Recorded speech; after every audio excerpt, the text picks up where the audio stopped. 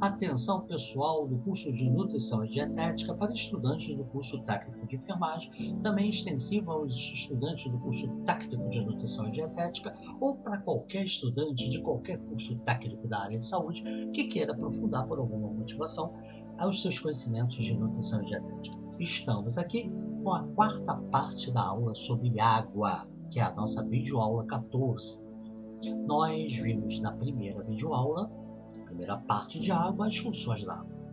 Na segunda e na terceira videoaula, ou seja, na videoaula 12 e 13, nós vimos os tipos de água, quanto a salinidade, quanto a origem, quanto a concentração de minerais, quanto a aspectos de purificação, ou seja, diversas formas de ver a água, de classificá-la. E agora nós vamos entrar na quarta parte, que é a parte de desidratação. E continuamos precisando da fisiologia, dos vídeos de compartimento de líquidos orgânicos, que são pré-requisitos aqui dessa desidratação. Lembrando também que a própria desidratação é um complemento. O compartimento de líquidos, os conhecimentos prévios, compartimento de líquidos orgânicos, são pré-requisitos para essa parte da desidratação. E a desidratação é um complemento que ela também poderia ter sido trabalhada lá na fisiologia. Então, o complemento é o fechamento do vídeo de compartimento de líquidos orgânicos. Mas vamos lá. O que seria uma desidratação? Desidratação é quando a gente tem uma redução de peso e de volume sanguíneo causado por redução da quantidade de água total do organismo, que foi proveniente do balanço hídrico negativo, que é porque a gente ingeriu menos água do que deveria, normalmente, ou a gente está ingerindo água normalmente, mas a gente teve perdas anormais, ou perdas habituais de forma anormal, ou perdas anormais propriamente dita, ou as duas situações. Vamos excluir aqui aquelas situações de edema que a gente deseja durante um período que o balanço hídrico seja negativo. Agora, mesmo na situação de edema, se ele foi mais negativo do que o desejado, e aí perdeu mais peso do que o desejado, reduziu inclusive o volume sanguíneo por conta dessa perda de água, do balanço hídrico negativo, que foi além do desejável, mas se estabeleceu uma desidratação. A desidratação leva uma série de sinais e sintomas, mais intenso ou menos intenso, dependendo do tipo de desidratação. Então, elas vão levar à redução da prega cutânea, você vai puxar, vai ter o sinal da prega cutânea, você puxa a pele, pele tecido subcutâneo, e ela demora a descer. Aí perdeu a elasticidade. O turgor também você aperta assim as duas faces, o superior, inferior, o anterior e posterior do antebraço, do braço, e você vê que não tem a mesma resistência na desidratação, uma redução da resistência. Agora, cuidado, o turgor ele pode diminuir também no envelhecimento, no processo de envelhecimento, pode diminuir também no desnutrido. Inclusive, o sinal da prega cutânea também pode estar presente, se você puxar a pele e ela não voltar, no desnutrido do idoso. Agora, se o idoso e o desnutrido estiver desidratado, tem um local que ele só vai ter um sinal da prega se estiver desidratado. Se você puxar a pele subcutânea abaixo do tórax, da face anterior do tórax, abaixo da clavícula, ou na parte posterior, abaixo do omoplata.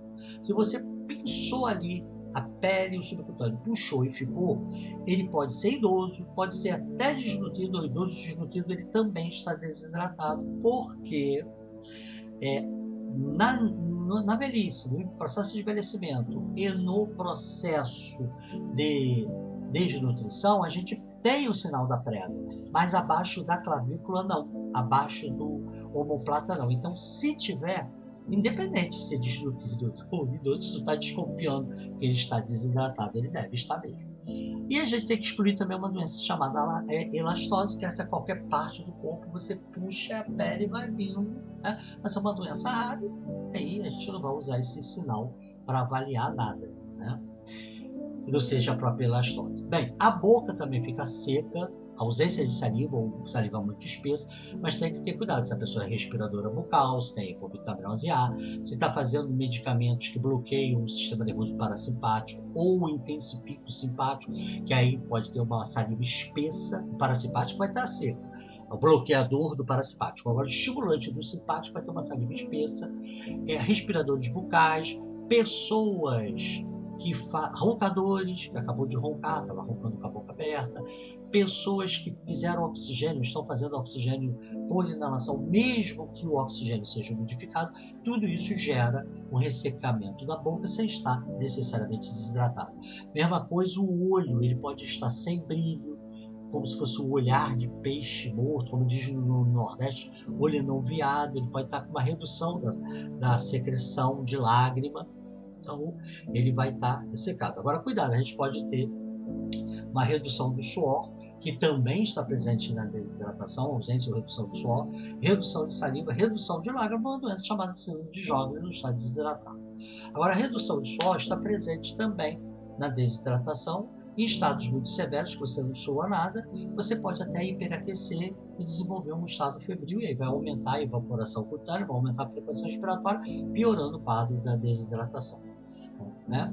Em bebê, então, é muito frequente desidratar e aumentar a temperatura logo, mas as outras faixas etárias também. E já que estamos falando de bebê, a fontanela dele estará deprimida, a moleira dele, a fontanela anterior deprimida, mas para avaliar a gente tem que ter o bebê não chorando e estar em pé ou sentado. Se ele estiver deitado, principalmente estiver chorando, a gente pode perder essa depressão por aumento da pressão intracraniana, a fontanela expandir e aí não deprimir. Mas se ele estiver calmo, sonolento, dormindo, não chorando, em pé ou sentado, e a fontanela deverá estar deprimida, e quanto mais desidratado, mais deprimido. O débito urinário vai cair, ele vai ter oliguria, que é diminuição significativa, se é um adulto, vai urinar menos de 1,5 litro de urina por dia, ou até anúria, que é a ausência completa da urina, ou uma quantidade de poucos ml, né? Que é uma tentativa de compensar. A frequência cardíaca sempre está alta, outra coisa que diferencia o idoso, que quando comparado com o adulto, a frequência cardíaca dele é menor, e ele vai ter uma frequência cardíaca igual ou superior de um adulto jovem, e o desnutrido, que tem uma frequência cardíaca menor do que o indivíduo nutrido, e ele vai ter, mesmo sendo desnutrido, se estiver desidratado, uma frequência cardíaca tal qual ele não tivesse desnutrido ou até maior. Agora, esses sinais e sintomas não podem ser vistos isoladamente, eles têm que estar no conjunto. Isoladamente, eles não necessariamente significam desidratação, tem que estar no conjunto. E eles são mais intensos ou menos intensos, dependendo do tipo de desidratação que a gente já vai ver adiante, né?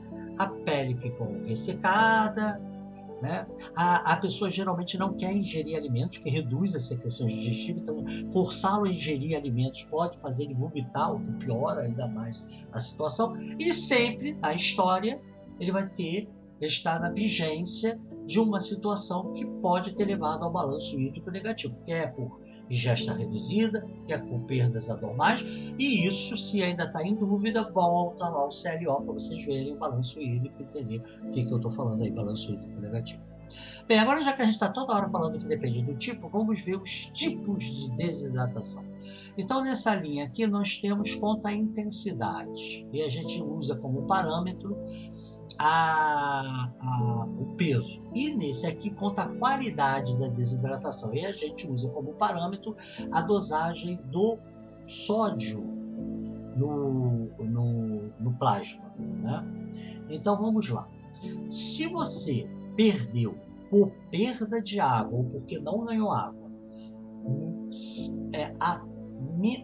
perdeu peso, mas foi menos de 5%, nós estamos frente a uma desidratação leve, também chamada de primeiro grau. Não chegou a 5%, mas perdeu peso foi por água, diminuiu o volume sanguíneo. Então, tem uma história, tem sinais, os sinais aqui, claro, sinais e sintomas de desidratação tenderão a ser muito leves aqui.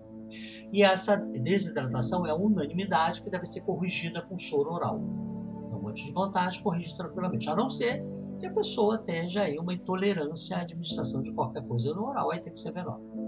A de segundo grau é aquela que perdeu 5% cravados até 10% do seu peso em água, diminuindo o volume sanguíneo, com história de balanço hídrico negativo.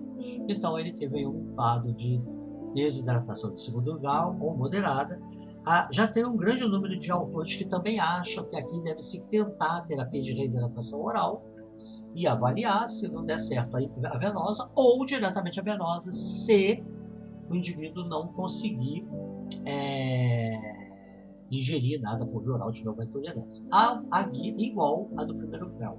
Só que a do primeiro grau, isso é uma opinião unânime com todos. A de segundo grau, não. A maioria, cada vez, aumenta mais o número de adeptos de tentar corrigir a desidratação moderada também com soro oral, mas não é a grande maioria, não é a totalidade, né? Uma maioria, mas não é a totalidade. E a de terceiro grau, nós temos uma outra unanimidade. A terceiro de grau é aquele que perdeu mais de 10% do seu peso em água. Então, menos de 5, primeiro grau leve, entre 5 e 10, segundo grau moderada, e mais de 10, terceiro grau ou grave. Essa é uma unanimidade que deve ser feita por via intravenosa, a correção. Por quê? Porque ela pode ultrapassar, se mantiver as questões que estão levando ao balanço hídrico negativo, ou se ele não aceitar bem. Se ele não aceitar bem no primeiro grau, o máximo ele pode evoluir para segundo, a de segundo para o início do terceiro, ou ainda está no segundo, ou ainda está no primeiro, mas piorado é você fazer hidratação penosa e corrige. Mas se você já está de terceiro grau e a terapia de reidratação oral não foi bacana, não funcionou, ou houve uma perda ainda mais aumentada, ele pode perder mais de 15% do peso, e ele entra dentro da toxicose e aí ele tem morte imediata, porque vai haver uma falência na pressão arterial, né? A desidratação, a gente tem um aumento da frequência cardíaca, mas tem uma queda da pressão arterial. Então é uma falência. Os capilares não farão as suas trocas como deveriam, servindo de nutrientes, de hormônios, de oxigênio, os tecidos, trazendo a escória, vai fazer uma falência da microcirculação.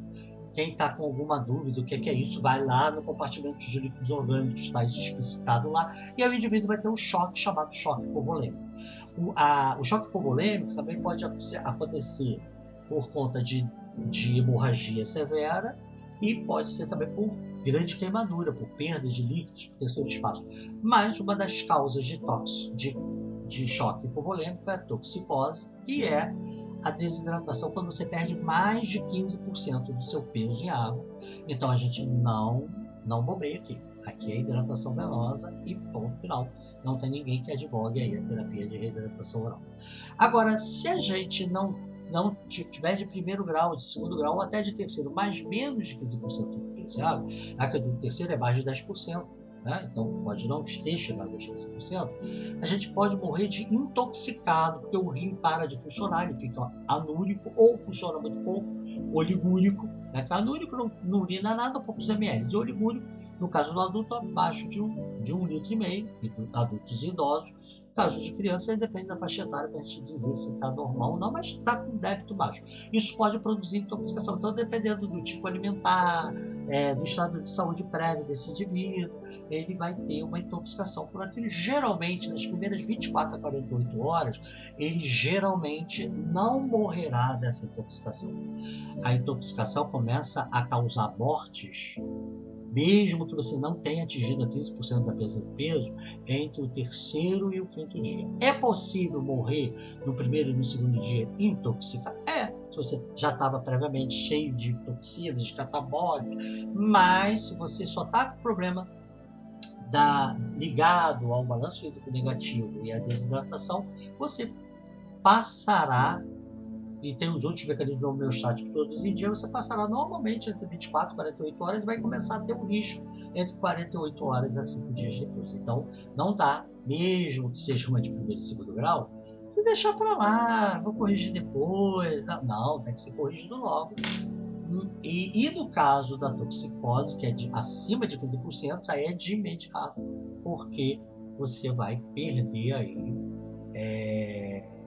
o indivíduo por um choque que vai desencadear uma parada cardíaca independente do nível de toxina. Beleza?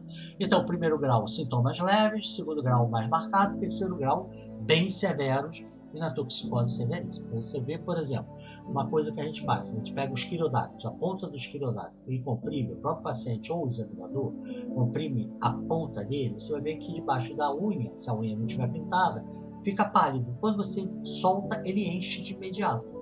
Se uma pessoa não tiver anêmica, tiver com volume de sangue legal. Se ela tiver desidratada de primeiro grau, enche rápido, mas nem tanto. De segundo grau demora mais. De terceiro grau vai demorar uma eternidade para vermelho, e se tiver chocado vai ficar pálido e acabou, né? Então, a intensidade dos efeitos, o número de sinais e sintomas vai depender da intensidade. Agora nós temos também, quanto à qualidade, uma desidratação isotônica, hipotônica e hipertônica. A isotônica é a maioria. A gente colocar todos os indivíduos que podem desidratar, em torno de 60% a 65% deles, em qualquer parte do mundo, é desidratação isotônica. Que é aquela desidratação que você perdeu sódio, perdeu íons, e a gente vai ver o sódio aqui, que ele é o principal íon que dá a tonicidade do plasma. Então, tem um sódio e água por igual, de maneira proporcional. Então, o valor do sódio em adultos é em torno, na maioria das faixas etárias, é em torno de 135 a 145 miliequivalentes por litro. Então, quando você perde água e sal por igual, a concentração de sódio não é modificada. Então, continua isotônico. Ele desidrata, perde peso. Ele pode ser primeiro, segundo, terceiro grau de toxicose, mas ele ficou isotônico. Quais são essas perdas habitualmente? Sudorese intensa, poliúria, porque o rim não está conseguindo concentrar a urina, ou porque você tomou um diurético além do que deveria, não, diarreia, vômitos, sonda orogástrica, nasogástrica aberta, sem devida reposição, perda por fístulas digestivas, fístula pancreática, biliar, sem as devidas reposições. Então, essas situações, elas levam, sem as devidas reposições, perdas de água e eletrólitos por igual. E aí ela tem que ser reposta uma vez estabelecida com soros fisiológicos. Tá? A desidratação isotônica terá mais sinais, mais intensos, sinais e sintomas ou menos, dependendo da intensidade da perda de peso aí, perda de líquido. Agora, a hipotônica é a mais rara de todas é a desidratação hipotônica. Se a gente colocar todo no mesmo balaio. Que a desidratação hipertônica, você perdeu água, mas perdeu mais sal. E qual é a situação que você perde muita água e perde muito sal? Se você tiver uma sudorese intensa e o paciente tiver mucoviscidose. O paciente com mucoviscidose, que é uma doença genética, geralmente ligada com sanguinidade, ou seja, filho de primos, coisas desse gênero, a mucoviscidose, ela tem várias alterações. Eu só vou falar que interessa, que é a alteração ligadas aí à glândula sudorípara.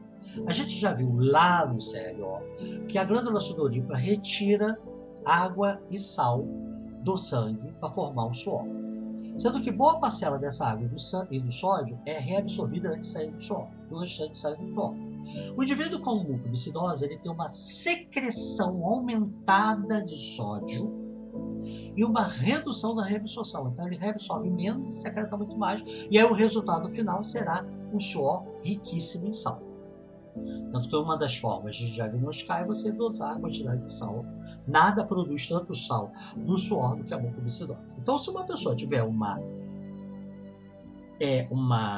sudorese intensa a ponto de gerar um balanço hídrico negativo, que não foi reposto, se ele é um indivíduo que não tem mucoviscidose, ele vai desidratar isotonicamente, ele vai perder sal e água normalmente, proporcional. Agora, se ele é um indivíduo com mucoviscidose, ele vai perder muita água, mas vai perder muito mais sal do que habitual. E aí o nível de sódio não vai ficar entre 135 e 145, ele vai ficar abaixo de 135. Se ele ficar abaixo de 130, de 130 para baixo, a gente vai ter que repor o soro fisiológico, mas vai ter que acrescentar mais sódio. Abaixo de 135 até 130 é um sódio baixo, mas não gera grandes problemas para o indivíduo. Mas abaixo de 130, sim. Então, além do sódio, além da água, através do soro fisiológico, a gente vai ter que aumentar a concentração de sódio desse soro. Então, fazer um soro hipertônico, então isotônico. E isso vai ser feito, não tudo de uma vez só, senão também vai bagunçar, ao longo de um dia, mesmo sendo criança, ao longo de um dia.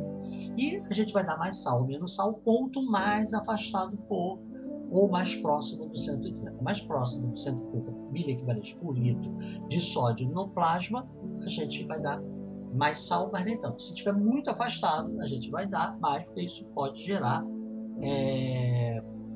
uma queda significativa da pressão arterial do indivíduo, e também chocar, né? E gerar convulsão, gerar uma série de problemas aí. E aí a gente vai ter que repor esse sal. Não pode repor tudo de uma vez só, tem que ser ao longo do dia, mas tem que repor. Então aqui, soro fisiológico, soro isotônico, aqui o soro fisiológico acrescido de sal. Também podemos ter desidratação hipotônica quando a gente tem as mesmas histórias de perda de uma desidratação isotônica, mas no indivíduo desnutrido, seja qual for o gênero e a idade, no indivíduo com menos de um ano, principalmente com menos de um mês, mas até menos de um ano também, ou indivíduos que têm deficiência de aldosterona, porque a deficiência de aldosterona, a aldosterona elimina potássio pela urina e absorve sódio. A pessoa com deficiência de aldosterona, ela perde sódio pela urina. Então, se ela fez o diagnóstico, está tomando corretamente a aldosterona e está aumentando a ingesta de sal, né, com um bebezinho, para vocês terem uma ideia, vai ter até que tirar o leite materno, colocar no copinho e colocar o sal para ele beber. Né? Então, se ele está fazendo a ingesta de sal corretamente, excessivo, se fosse outro, mas não para ele ter uma perda, e o aldosterona é legal, se ele tiver perdas isotônicas, ele vai ter uma desidratação isotônica. Mas se ele nem sabe que tem deficiência de aldosterona, ainda não descobriu, pode ser que vai descobrir agora com a desidratação, ou ele tem o tratamento, mas o tratamento irregular, não consome o sal que deveria, então ele terá, junto, assim como também um desnutrido, assim como a criança de um mês, ou às vezes até de um ano, tem uma tendência a ter um sódio entre 135 e 130. Então, se ele tiver uma diarreia, uma sudorese excessiva, mesmo não tendo mucoviscidose, tendo vômitos, uma poliglicemia, ele vai perder água e sal proporcional, porém, como ele já tinha um valor de referência mais baixo, o que vai fazer é que a dosagem de sódio vai ficar abaixo de 135, na maioria das vezes abaixo de 130, e aí vai ter que repor esse sódio e junto com o soro fisiológico, não só o soro fisiológico. Então, e alguns casos, por exemplo, de crianças que têm deficiência de aldosterona congênita, às vezes conseguem descobrir entre a segunda e a terceira semana, que começa a aumentar a quantidade de potássio dentro do sangue, mas como ele geralmente não tem muito potássio ao nascer, então não descompensa tanto assim, não gera um risco, na maioria dos casos, muito imediato, mas ele começa a perder muito sal pela urina e começa a perder água junto com o sal, mas muito mais sal do que normalmente perderia se fosse só um diurético, por exemplo. Aí, o que vai acontecer? Ele vai mamar mais, o nível de sódio dele vai caindo, mas ele vai mamar mais. Quando chegar um tempo que ele vai conseguir perder mais do que ele consegue mamar, ele desidrata. E ele desidrata tendo perdido muito mais sódio do que água, e aí muitas das vezes se descobre entre a segunda e a terceira semana que uma criança tem deficiência congênita de aldosterona, justamente que dá entrada desidratado sem ter uma história de desidratação. Se é uma mãe muito observadora, ela até vai observar que mijou muito, estava mijando, urinando muito, mas se ela não for tão observadora assim, não vão nem encontrar uma causa. É quando for dosar o sódio, ele vai estar muito baixo, ele não vai estar baixo, como normalmente estaria, ele vai estar muito baixo. Então, uma criança de entre segunda e terceira semana, desidratada, sem um motivo aparente, com sódio muito mais baixo do que o habitual, tem que pensar na deficiência de aldosterona. Bem, e a hipertônica, ela tem mais do que ela tem menos do que a isotônica, bem menos que a isotônica, mas mais do que a hipotônica, quando a gente pega todo mundo e coloca no mesmo balaio. A hipertônica é o indivíduo que desidrata água e quase nada de sal. Então, o sódio, mesmo que ele perda sódio, como ele vai perder muito mais água, ele vai, em vez de ele ficar com sódio entre 135 e 145 miliequivalentes por litro de plasma, ele vai estar acima de 145. E aí, esse indivíduo, quem é que perde? É aquelas perdas do balanço hídrico negativo, que teve perdas sem perdas de eletrólitos. Ele está perdendo eletrólitos normalmente por outras fontes, mas aonde houve a perda excessiva, não houve perda de eletrólitos. Se você já estudou o balanço hídrico lá no compartimento de líquidos orgânicos, por isso que eu disse que é um pré-requisito, vocês viram que a única perdas normais que a gente tem, mas que podem levar à desidratação se ela ficar anormalmente alta e a gente não compensar ingerindo líquidos, e aí fica negativo.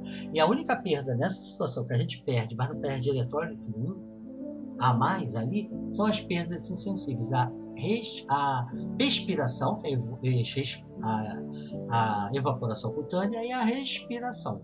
Então, se você tiver um indivíduo muito taquipneico, né, num UTI, muito taquipneico, taquidispneico, taquihiperpneico, com aumento da frequência respiratória, com aumento da frequência respiratória, dificuldade de respirar, com aumento da frequência respiratória, com volume respiratório, e ele começa a perder líquido. Se não for reposto, ele vai desenvolver uma desidratação hipertônica, porque ele vai perder mais líquido do que eletrólito. O eletrólito vai ter as perdas normais, mas na perda anormal ele vai ser só de água. Ele vai ter um sódio aumentado, e aí ele vai ter uma desidratação hipertônica. Também, se tiver um ambiente muito quente, que ele até teve sudorese, perdeu sódio e água, mas teve uma evaporação cutânea muito intensa. Então, você vai ter um predomínio da perda da água sobre o sódio, não páreo a páreo, e aí você terá uma desidratação hipertônica. Bem, como a isotônica a gente trata com soro fisiológico, a hipotônica a gente trata com soro fisiológico, mas acrescenta sódio, principalmente se tiver de 130 para baixo. A hipertônica, as pessoas pensam assim, bem, então eu vou ter que dar água, eu não tenho que dar sódio, que o sódio está tal. Quando se fazia isso, isso gerava, principalmente em crianças, em que a recuperação, nós vamos ver na próxima aula, ela deve ser rápida, em 2 a 4 horas, às vezes até em 1, isso gerava hemólise, você jogava muita água no vaso, a água entrava para as células, as hemácias poderiam explodir, e também quando você ia organizar a água, a distribuição de água, você produzia muito edema cerebral. A gente vai entender isso na próxima aula, que a gente vai falar aí, que a gente vai dar continuidade a esse tipo de desidratação. Então, dar água pura não cabe. Aqui, na desidratação hipertônica, a gente dá soro fisiológico mesmo, igual a isotônica. Pode dar outras coisas, como glicose também, dependendo da faixa etária, da situação, mas para a reposição é soro fisiológico, que é oral, que é venoso, na isotônica também, e na hipotônica, que se tiver de 130 para baixo, né, vai estar abaixo de 135, mas é de 135 a 130 ainda dá para segurar com soro fisiológico, mas se estiver abaixo de 130, ou se está abaixo de 135 e você acha que vai estar perdendo ainda mais sódio, que não vai conseguir segurar, aí você tem que repor o sódio a mais, tá? Bem, por que a hipertônica? Porque assim, a hipotônica, se você não repor o sódio, ela vai produzir convulsão porque você não repôs o sódio, ou não repôs a contento, na quantidade adequada. Já a hipertônica não, ela não tem convulsão pela desidratação. Ela vai ter convulsão se você fizer reidratação com soluções hipotônicas, ou seja, só com água. Aí você tem a convulsão pelo tratamento equivocado, enquanto que na hipotônica é pelo não tratamento. Beleza? Bem, como é que eu explico isso? Né? Através de uma passagem de líquidos aqui entre célula, interstício e intravascular. Mas com o adiantado da hora, nós vamos falar isso numa próxima videoaula sobre água. Até lá!